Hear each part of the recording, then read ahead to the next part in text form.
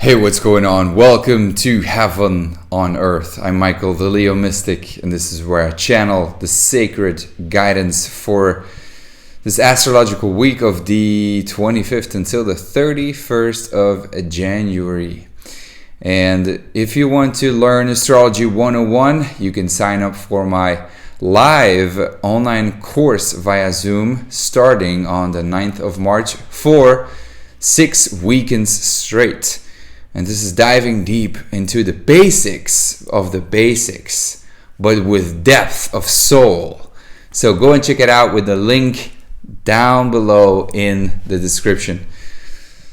Well, you know, it's a weird energy. I can tell you that. That's quite Uranian, it's quite Aquarian.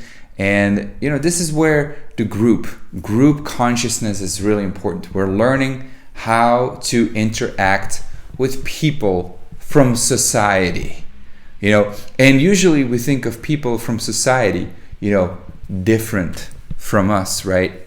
I mean, that's at least for most people, you know, these are different people with different beliefs, and they are weird because they are different from me, and I rather have my group. And so that's the pitfall, that we can get stuck in our group, and you know, that we think that our group is the best group. Okay, so but we're learning that there are different group entities, and it's the same thing. It is the same thing where you find yourself different from others. Different religions. Okay, these are clashes between religions, big time. Neptune square the nodes, South Node in Sagittarius, Jupiter in Aquarius, squaring Uranus in Taurus. Different belief systems, different values, clashing with one another. And especially the separation of heaven and earth. Uranus square that Aquarian energy. And the belief that there is no heaven, or that at least there's a God up in the skies and we don't even see it. That's giving our power away to groups, to stories from other authorities. But in this case, it's the power that we give away to a collective, that where the narrative, the main narrative, does not fit in with what you believe. And so this is obviously, you know, the need for us to be aware that our environment, everything that happens there, is what is happening within us, and that it is us that are responsible for everything, without becoming too attached to an outcome, but where we can, you know, because that's the lesson for so many thousands of years. Even though there's differences, we all actually are right. We all have a truth. But it's about finding commonalities. It's about finding where we share the same values. And these are the points where we can allow the other to be without having to be dominating the other person, and without having to pressurize, or without having to, you know, dominate the other person and say this is how it should be. And obviously, you know, that's why the pandemic is here. And it seems, you know, it seems easy. It's just a quick solution with the Uranus and Taurus square, you know, all that Aquarian energy. It's the quick solution is obviously that's a quick fix solution. But that's not allowing yourself to look at the real problem. Now, I've been talking about this for a while. It's still the same energy. But it's really about objectivity and about finding your truth, standing in that truth, believing in it, but also able to look at your truth and say, well, this is where I'm wrong. This is where, you know, I will adapt my belief systems because I was wrong, or because, well, it no longer serves me and I have to let that go. But at the same time, we have a full moon coming up in Leo, reminding us that we are unique, that we are authentic, that we are creative, and that we can't just give all our power away to the group. That moon in Leo is a reminder that you have your unique gift, and that too can be expressed. There is an abundance in energy. The moment you become scarce and you think that there's only one truth, and you have to dominate with that truth so that you can maintain a certain belief system, is only going to damage this planet. And that's what's happening right now. So, it's for us to really be more neutral, be more objective than ever. Meditate, stay neutral, learn, listen, be a skeptic. Be a skeptic of your own truth. But at the same time, it's all paradoxes. This is very paradoxical energy. And it is working with those paradoxes to see, well, it's just one spectrum. It's all the same. We're going to have a Mercury retrograde at the end of the week, and people think that Mercury retrograde is bad, and that it's like, oh yes, miscommunication is going to happen. The miscommunication happens because everything around you is a mirror. So then you have to look, well, why is this happening? Why is my car stopping? Is it because I don't want to continue on my life's purpose? Why is my tire flat? Is it because I'm blocking myself somewhere? We have to learn that what happens without is all within, and that it's a reflection. That's why the internet, that's why social media is becoming so extreme, because we have to learn that is our nervous system. They are the neurons that are being fired. It's the electricity going through our veins. It is the electricity and the nervous system of the earth that communicates. And we just have to be aware of that. That's the only thing, that's our only task. To be aware of that process of interconnectedness and to see that truth. I think this is an energy where it is always two extremes. And the image that I got was that, we had first, a couple of weeks ago, we had Sun conjunct Pluto. That's extreme transformation. Then we had first we had Mars conjunct Uranus, which is an extreme expansion. And then we had Sun conjunct Saturn on Saturday, and then it was an extreme contraction. And now with that full moon is a complete release of that energy. With Sun conjunct Jupiter, it's supposed to be the most lucky day of the year. But let me tell you that luckiest day of the year is going to be just like past year, when we had Sun conjunct Jupiter in Capricorn. Jupiter is at fall in Capricorn. Sun is not really nice in Capricorn. Now it's Sun conjunct Jupiter in Aquarius. Full moon, by the way, with the moon in Leo, where the Sun rather be. So the Sun is in fall position right now. And then Jupiter in Aquarius is like, it's like, okay, it's okay. But it's the same. It's like, it's not that expansive, beautiful energy, even though it is very expansive in mental energy. I think there's a lot of, ideas. Don't get me wrong. This is not the opposite of a lucky day. This is a fucking lucky day. It's just not to its fullest potential because the Sun is not at greatest shining moment. A Sun in Leo with Jupiter conjunction now, that is a fucking lucky day. But, it's a lucky day, but it's not like, wow. Because it's squaring Uranus and it's squaring Mars and it's opposing the moon. with its relief point in Scorpio, which is intense transformation, and it is an invitation that we understand that we all, at one point let go and empty our cup, and at the same time learn to merge with one another, learn to understand how we are interrelated and interconnected. And this energy that goes up and down then is expansion, contraction, and we are being catapulted from one extreme to the other, and that's very tiring. It's the energy I feel drained. Also because I'm a Leo and Sun is in Aquarius, that's the opposite, so for me too, but even for everyone, with Sun conjunct Saturn in Aquarius, this is complete contraction of that expansive, radiant energy, and so our energy could feel low. We could feel drained because of that, and then because of the expansion, contraction. And the other thing is that,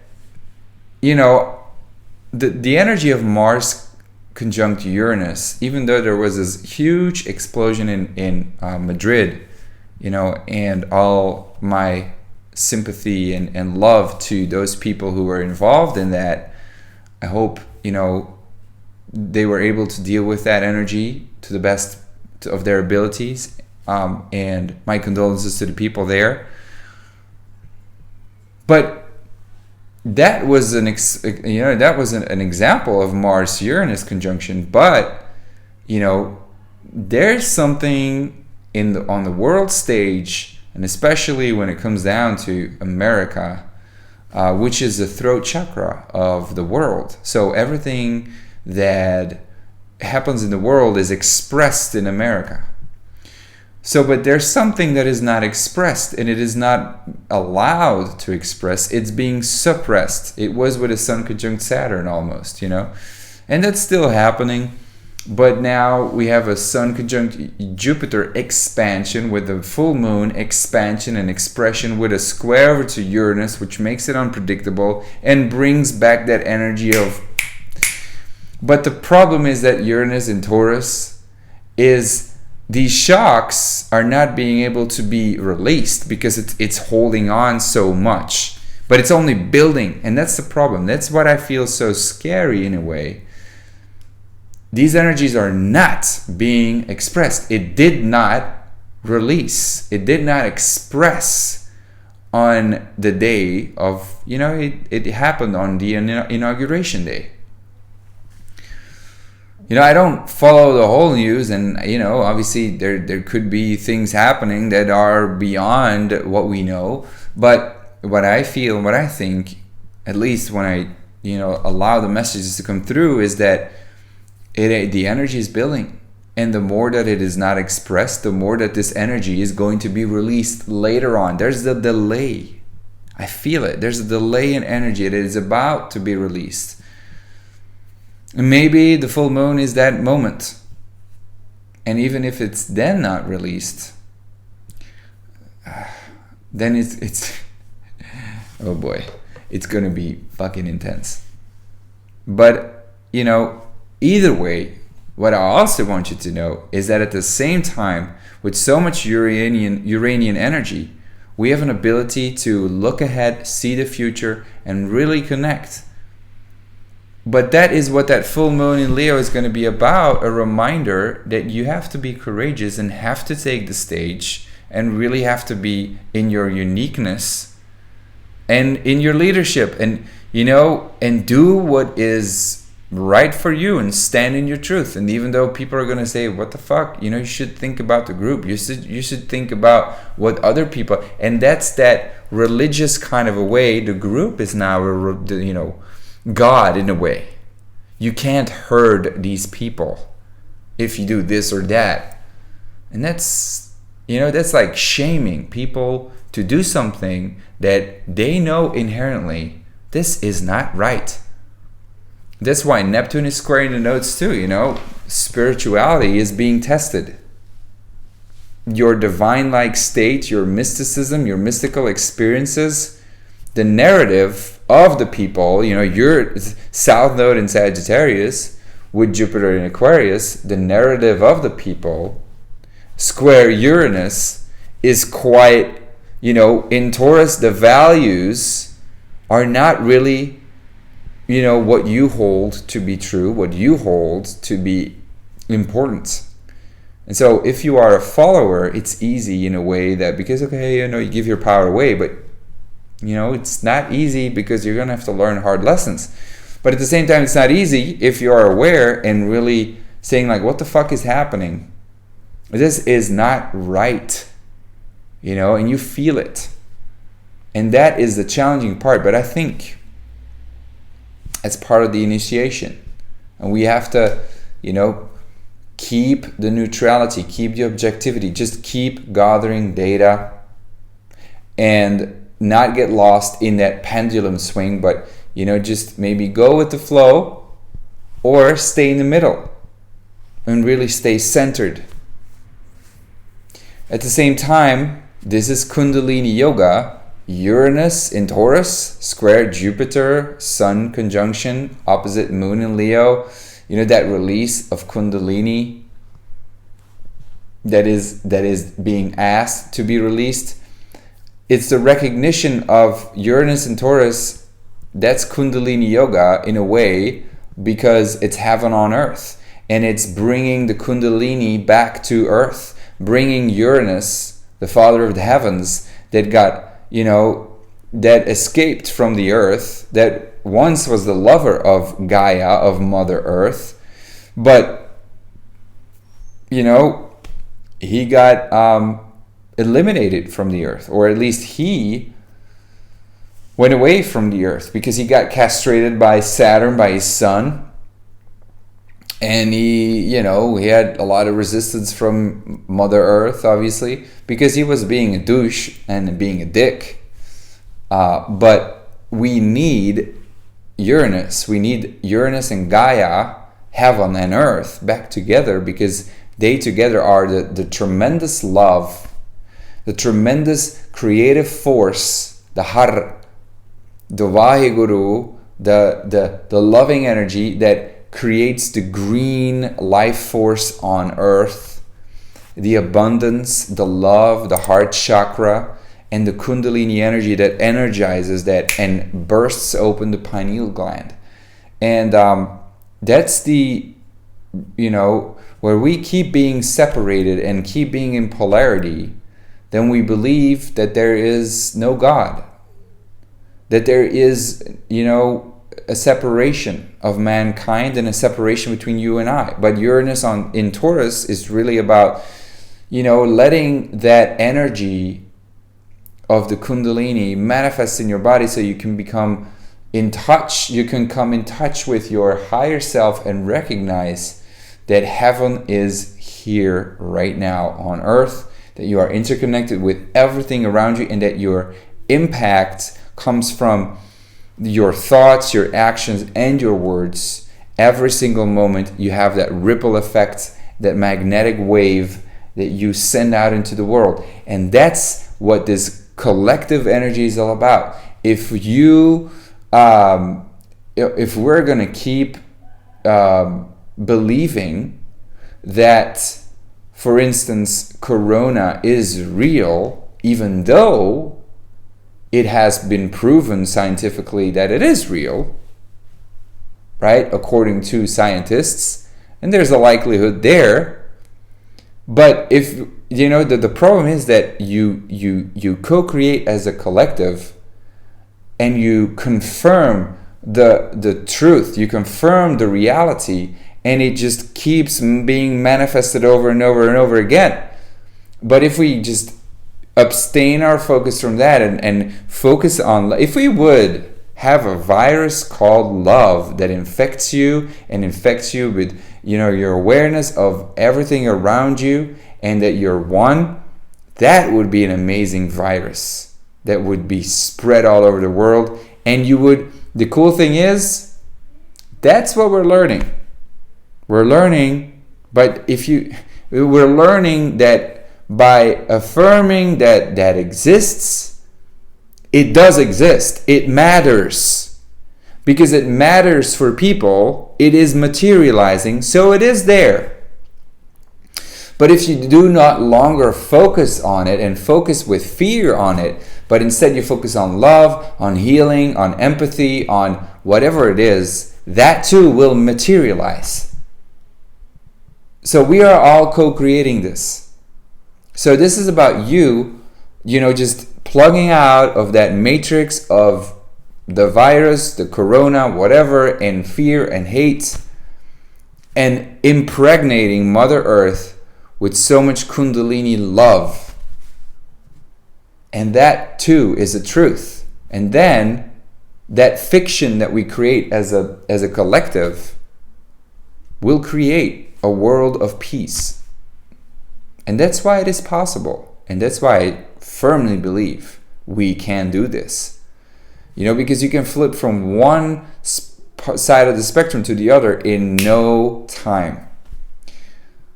So maybe this has to happen so that we can flip to the other side. I don't know.